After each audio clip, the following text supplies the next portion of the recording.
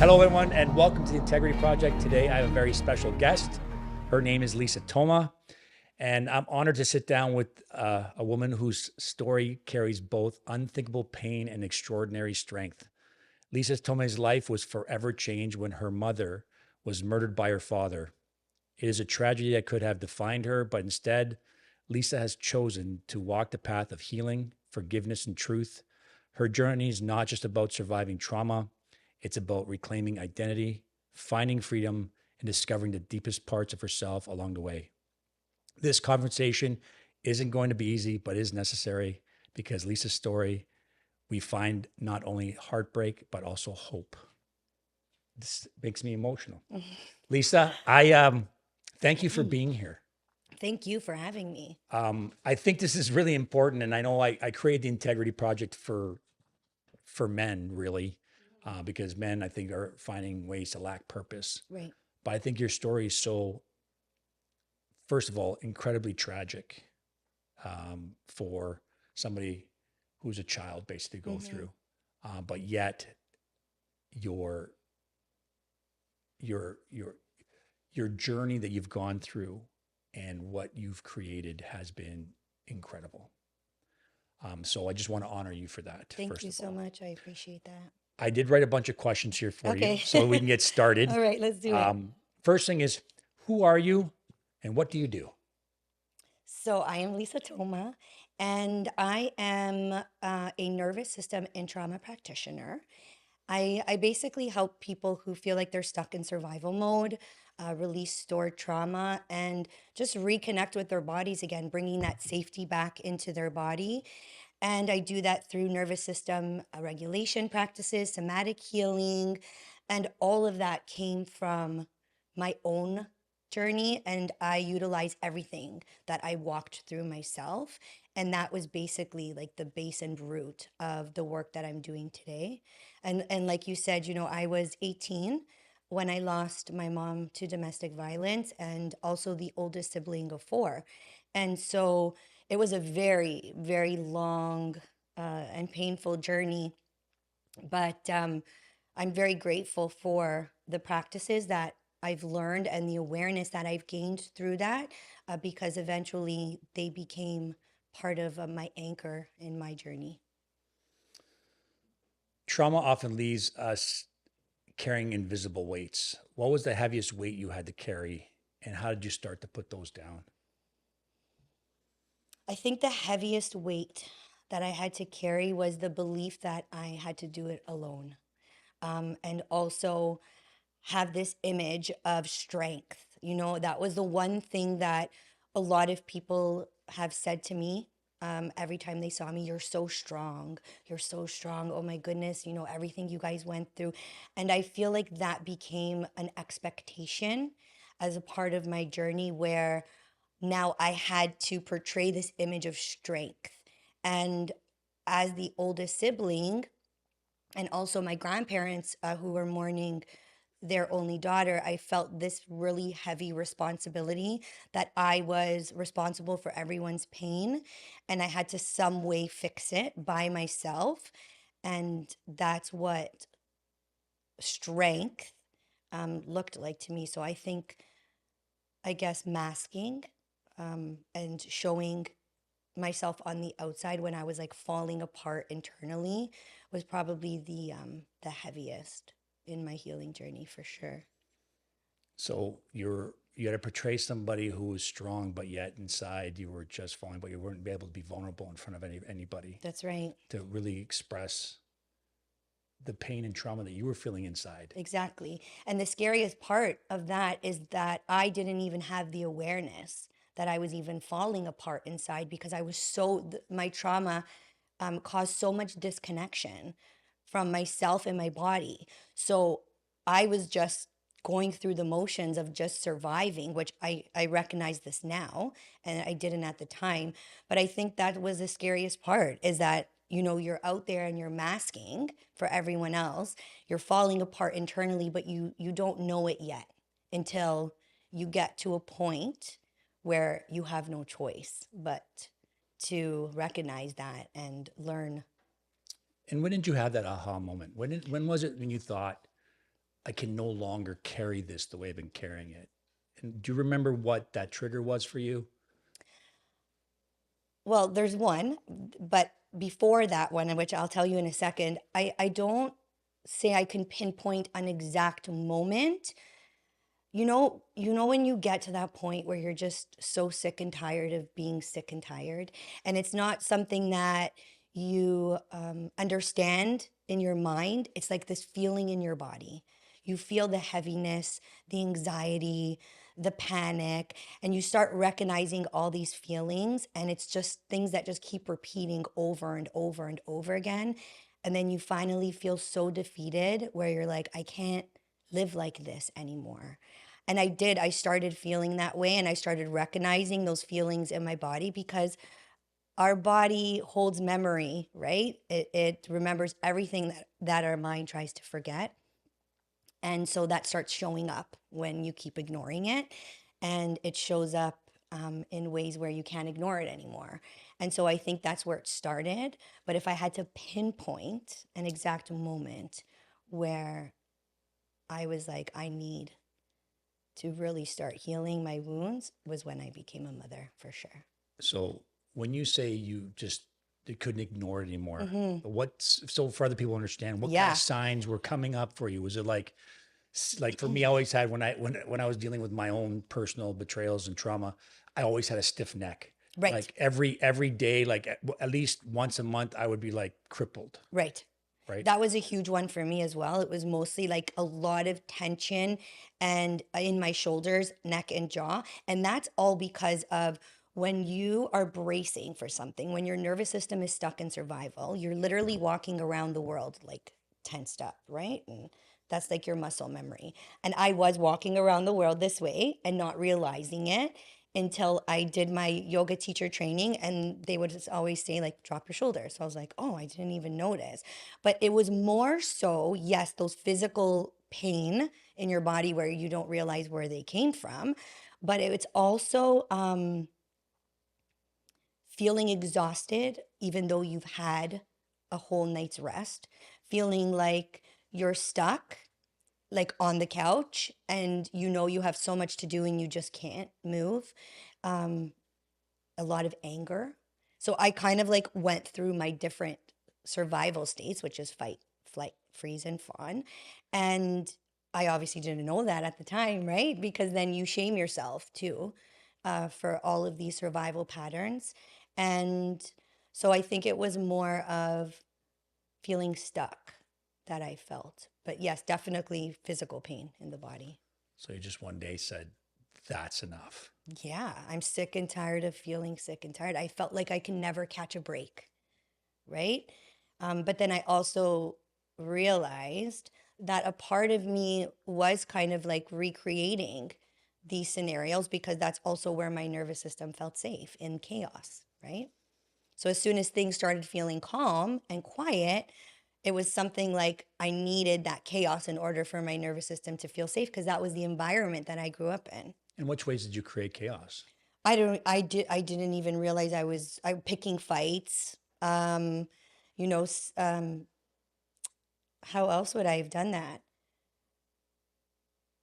Just procrastinating things that I shouldn't have that later had Consequences? consequences. And then I was like, a victim that I was dealing with these consequences, but it was my actions that caused all of these things to happen. And just self-sabotaging, which I don't really call it self-sabotaging, I call it survival, but just so that, you understand what I'm saying. Yeah. But I think there's a big difference between surviving and thriving, right. right? So Yeah. you just want to be able to wake up and get through the day where when you want to thrive, you really want to accomplish things Right. and be there for the people that you love. Exactly. And that was the straw that broke the camel's back. I was on Joe Trimboli's wake up call, and he had said something that what you don't fix, your kids will inherit.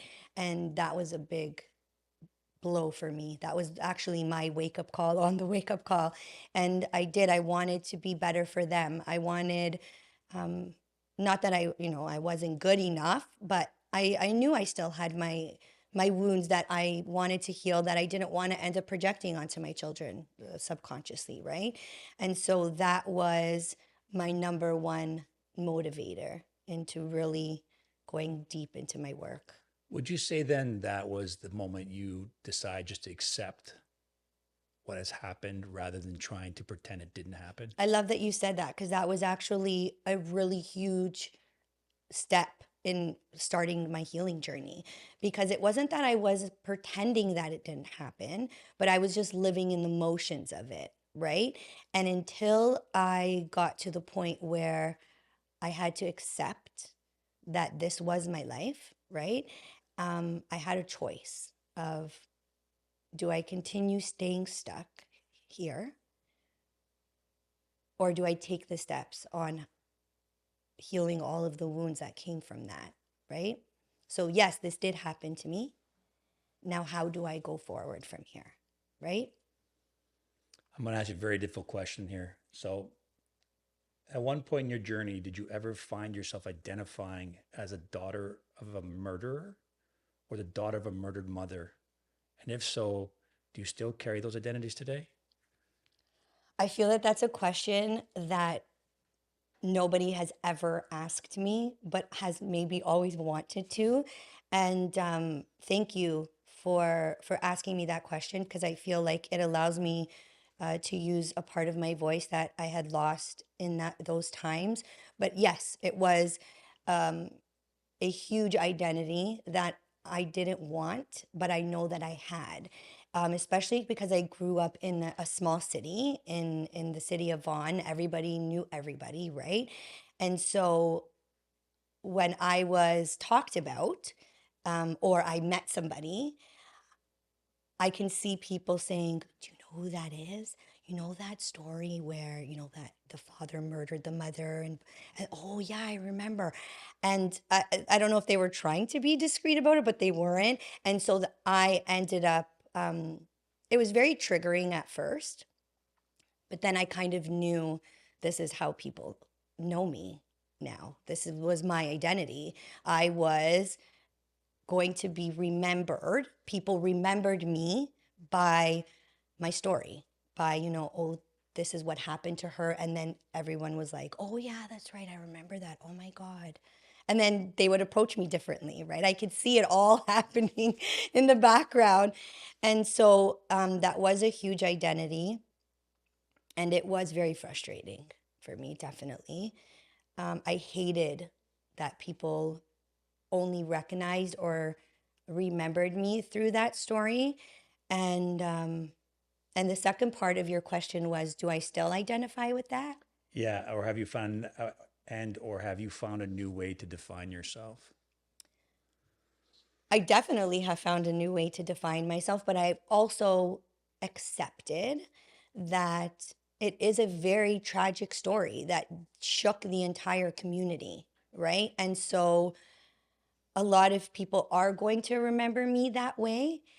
And it was something that bothered me before, but now I feel like my new identity is, yes, I am the girl whose father murdered her mother. But now when they see me, they recognize that I am the person who went through that and have taken a path to rebuild my life. And so I accept that, and I'm honored to be remembered that way, because of what I've done with my story. In your own healing journey, have you ever reflected on the pain or trauma your father may have carried that led him to do such an unthinkable act? That was the actually very beginning of my forgiveness journey, that you brought that up. I feel like when there is somebody who um, you love, a parent, a loved one, and they are, let's say, responsible for protecting you and keeping you safe, and they do something like what my father did, it's not. I'll go into the forgiveness part after. I want to start so that I can go into that question. You don't just go into forgiveness. So a big part of that was gaining my own self-awareness on my own wounds and the patterns and the behaviors that were causing me to show up in my life the way that I did. And when I started learning more about myself and, seeing myself with awareness and seeing how I moved through life, the way I acted and reacted, my triggers, it got me curious. It got me curious as to, well, if I'm showing up this way because of A, B, C, and D, then this person, not my father yet, it started with people around me, strangers on the street. And every time I would look at people acting or reacting a certain way, I always wondered, I wonder what their story is, right? And so I started, instead of judging, I started having more compassion towards people. And, you see somebody doing something that's out of your norm. And so the first thing we do is judge them and talk about them. And I feel like that started fading for me. And I was coming from a place of wanting to understand, like, why is that person showing up this way? What is their story? What have they gone through in their life? And then that's what started leading me to, okay, well, this is a hard one, but my father is also a person with a story and an experience. And I had to really start, I didn't have to, I chose to, starting to look at maybe what caused him to show up in the ways that he did, especially in the act that he committed. What would bring a person that you would never think would do that to that moment? And I started feeling a little bit of curiosity first. And then that kind of led to a little bit more understanding, which eventually, in the long run, led me to my forgiveness journey. Now, did your father ever open up to you about his past trauma? And No. So this was something that I really had to. I mean, I knew some things of his childhood and people that he lost traumatically and a lot of trauma that he went through. Not exact details, but I didn't know that there was some trauma there, probably more than you you would tell your children, right? And so that's where I really needed to, I guess, think about what else there could have been that I don't know about. what would you say that if you're getting into a relationship and you know you're coming out of a home with domestic violence, is what kind of modalities help that they can get to calm their nervous system down, calm the reactiveness? Because in those homes, I mean, I came from a house that we're all yellers, Right. right? Same. Right, because we're Italian. Right. Like, if I want to be That's how you right, communicate. the way I'd be right is by talking louder than Louder. you, Right. right? So when my friends and my girlfriends would come over, like, why is everyone yelling? I go, Right. we're not yelling, we're just Just talking. right. This is the way it is. So then I find that, like, even when I'm having a conversation, my wife will go, hey, Roy, like, why are you yelling? I go, I'm not yelling, I'm just talking. I'm a loud talker. She goes, no, you got to learn to, and I was never aware of it. So where can people go? I know that you have a wonderful podcast, Beyond the Silence, and that you help people deal with their nervous system trauma Right. to make them feel safe. Right.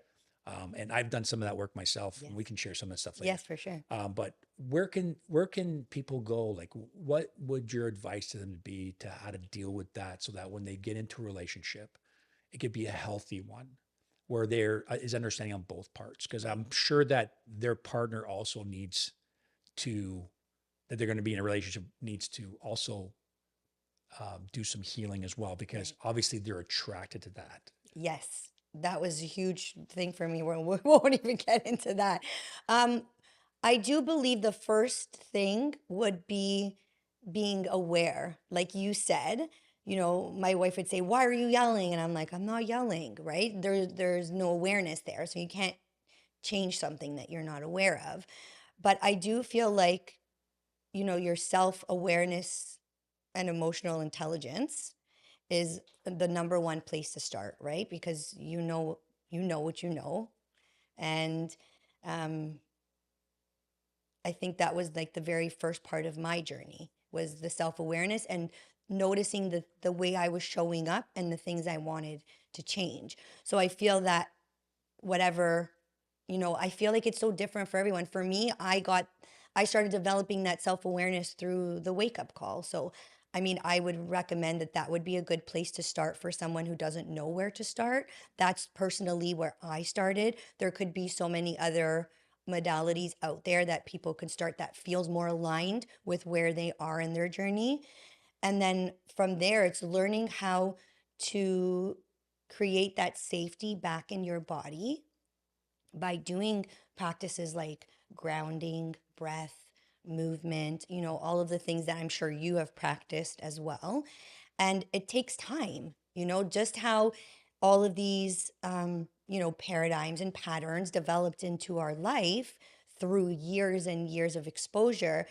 It takes the same, patience in order to break all of those down and reprogram all of those patterns. So I feel like there's not one practice that works for everyone, which is why I created This Is Healing, because I feel like this is healing and this can be healing. And there's so many different parts of the healing journey that might work for someone that might not work for another person, depending on where they are in their nervous system and what their experiences are. And I know that we've had discussion, and I've heard you say that you forgave your father. Hmm. Now, what does that mean to you? Right. Because I think that forgiveness can show up in many different ways. So, and then what point did you say, like, I have to forgive him, or did you come to the conclusion that it's just time to do that?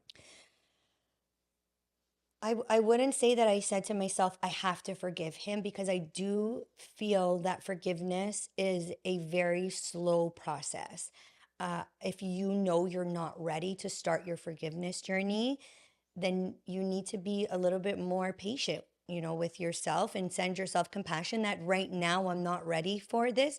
And maybe one day I will. I feel like when that part is forced, it's not real. And it's kind of like bypassing the actual feelings of the forgiveness, which was actually one of the most painful and difficult parts of my healing journey for sure. And forgiveness, I really held on to this very heavy definition that forgiveness meant letting the person off the hook for what they've done, um, accepting like, oh, it's okay that they did that, and then maybe possibly having a relationship with that person, right? And so also with that, I also felt that forgiveness meant betraying the people who were also affected by my mom's murder, right? My siblings, my uncle, my aunt, my grandparents, we were all affected in our own ways. And I really felt that starting my forgiveness journey meant betraying all of those people. So that was another part of my journey where I felt very alone in, because like I said, when I started developing more compassion and curiosity about myself and other people, and then it kind of trickled into wanting to understand what brought my father to do the what he did, I started feeling a little bit of softness, and I immediately felt so much shame. And that was really heavy to put down. So because of the heaviness, there was a lot of anger behind it. So when it was brought up, forgiveness was brought up, it was a conversation that I shut down immediately with aggression. And once I started really going deeper into, like I said, my curiosity and my compassion, I read a book called The Book of Forgiveness. I can't remember the author, but it's called The Book of Forgiveness. And it was such a profound, profound book. And that in combination with my guidance from Joe Trimboli, I did a visualization where I closed my eyes and there's a stage, and you imagine the person that you want to forgive standing on this stage and you're offering this person love and healing. That was the hardest thing I ever did. And this was just a visualization in my Imagine, mind, yeah. right? And it was so powerful. And immediately when I did that, I actually physically felt walls breaking down on my heart space, and I just crumbled. I was like bawling my eyes out. I had a huge release. And I feel like it broke down a lot of walls for me, where I was able to say my definition of forgiveness can be what I want it to be. My definition of forgiveness doesn't mean that I will ever forgive the act of what happened to my mom. It will never mean that what happened was okay. My definition of forgiveness became I forgive the version of him who he was when he did that. And whatever version he became afterwards, it's not relevant to me. It's just forgiving who he was that brought him to that moment, and forgiving that with understanding and compassion. It was more about forgiveness becoming understanding instead of I forgive you because what you did was okay. Does that make sense? Yeah, I think that I can understand completely on that, because even if you look at betrayals and stuff, people are willing to forgive that moment, Right. but it doesn't mean they forget. Right. Nor does it mean you minimize the extent of the hurt, the pain, and what your actions were. Exactly. And I think that forgiveness is something that, in my eyes, is something you have to give to yourself.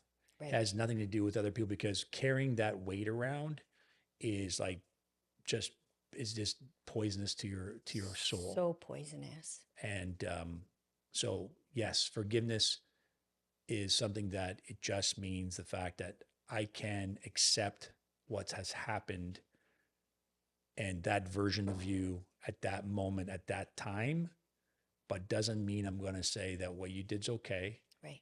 I'm not going to say that this is ever going to be less because of it, but I just don't want to carry that burden of pain with me. So, Lisa, how has your story shaped the way you now see relationships, love, and trust?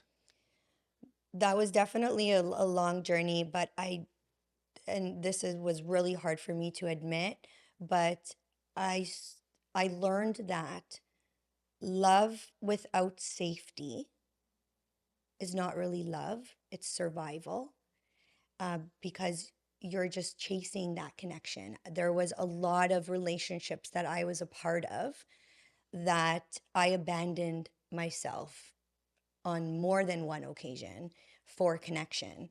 And that's not what love is, right? Love is safety.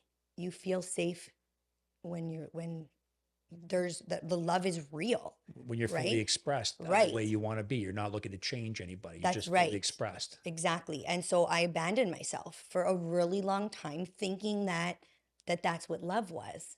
But it was just survival and, the desire of wanting to get my unmet needs met. And so there was a lot of chasing and abandoning, and it was toxic until I learned that love is supposed to feel safe, right? And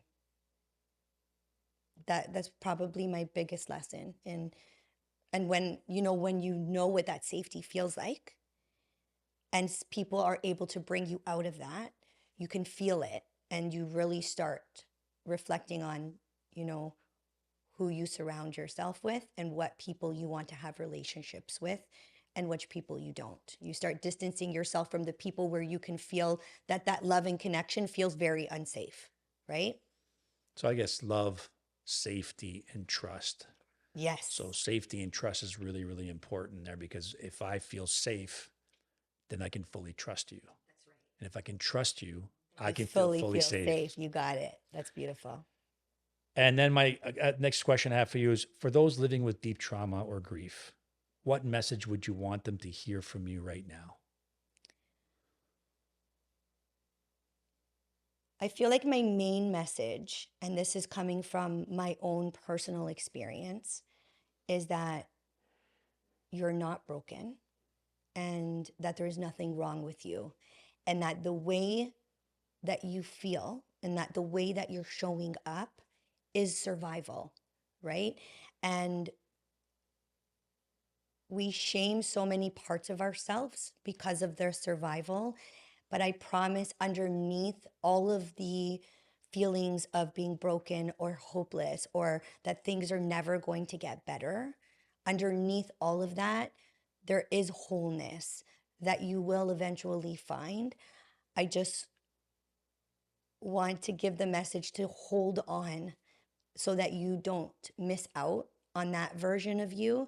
And when you reach that version of you, you can send so much love and compassion to all of the past versions of you with gratitude to thank those past versions of you for surviving those very overwhelming experiences and getting you to the person that you are today. So I guess my main message is hold on, don't give up on yourself. Underneath all of that pain and hopelessness is wholeness. And it just takes some time and compassion, mostly toward yourself, and forgiveness toward yourself to get to that place. And it took me almost 20 years to start my healing journey. So that's one of, my proudest moments where I didn't give up on myself and I didn't give up on my healing, because if I had, I wouldn't get to experience the beautiful life that I have today. And I want everybody who has deep grief and deep trauma to be able to experience that as well. So don't give up. Hold on. Hold on. Beautiful. One last thing is, because this is called the Integrity Yes. Project, is what does integrity mean to you? Integrity is being the same person in public that you are in private. Really, raw, your true raw self, without fear of other people's perceptions, and you're just unapologetically you behind closed doors and out there, and what you see is what you get, and being proud of that. And yeah, I think it's just truth. Beautiful. Yeah. Lisa, incredible. Thank you very much for being here. And then if you can tell people where they can find you. Yes. You can find me at www.thisishealing.ca, on Instagram at This Is Healing Official, also on TikTok at This Is Healing Official. Beautiful. Oh, and you can also find my podcast. It's called Beyond the Silence. You can find me on all podcast platforms, YouTube, Spotify, Amazon, all of those podcast platforms. So yeah. Awesome. Thank you, Lisa, Thank for being you so for having raw me. and so open with us. And I'm sending you lots of love. Thank you so much. It was You're an just doing honor. an incredible job. So just keep that up. Thank you. Everyone, thank you for watching the Integrity Project. Like, share, follow. And if you guys have any other questions or anything that you want to talk about, please comment below and we'll be more than happy to get a guest to help you with that. Thanks very much for watching.